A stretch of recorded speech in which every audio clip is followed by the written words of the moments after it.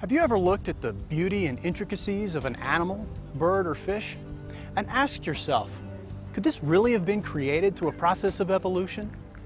Could time plus chance come together and give us all the beauty we see in the world? Hi, I'm David Hames, and in the next few minutes, we're going to take a close look at some animals that are going to shatter that very idea.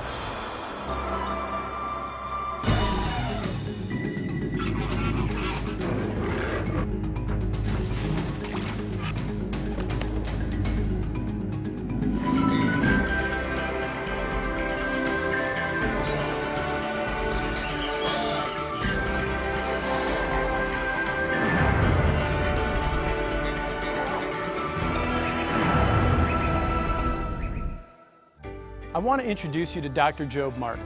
Dr. Martin has had a very interesting background. He's been a college professor and a dentist. He even served on the dental crew for President Johnson's Air Force One and the presidential fleet. But for the past 20 years, Dr. Martin has been lecturing students on incredible creatures that defy evolution. But it wasn't always this way. Dr. Martin, out of a scientific and medical background, once believed in the theory of evolution.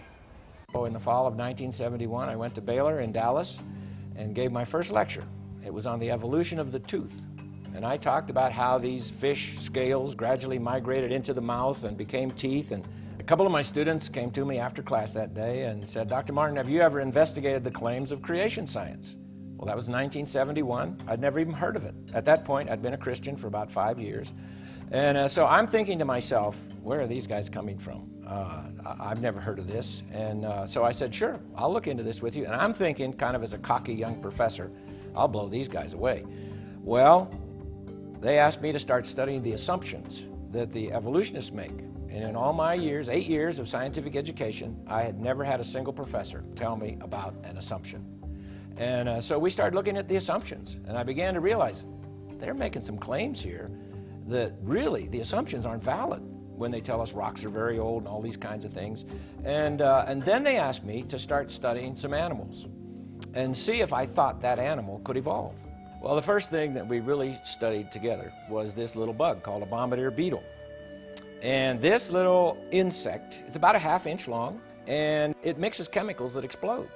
So I began to think, okay, now how would that evolve? Let's say if evolution is true, and you're evolving along here and you don't have a defense mechanism, because that is the defense mechanism of the bug. So if evolution is true, it had to somehow evolve that. So let's say it's coming along here.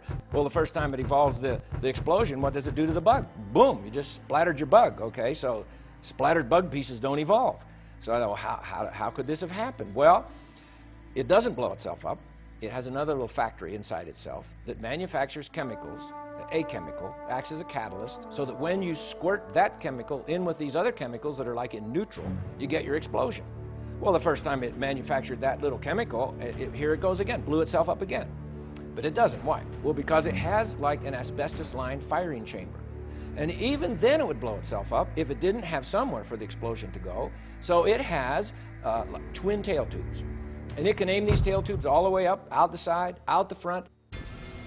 Let's say a spider is coming up toward its side and it doesn't have time to turn around and shoot. It can just take its little gun turret and aim it out there and shoot. The explosion on this little bug, all you hear, if you're listening as a human, you hear this pop. But scientists have now put that explosion in slow motion. And it's like about 1,000 sequential little explosions, but they're so fast, all we hear is one pop. And so you think, well, now why would that be?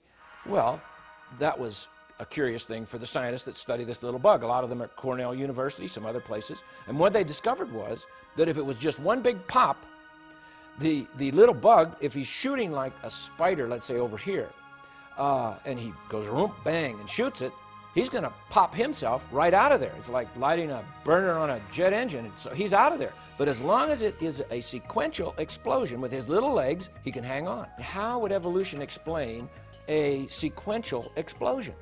This little bug messes with all the theories of evolution.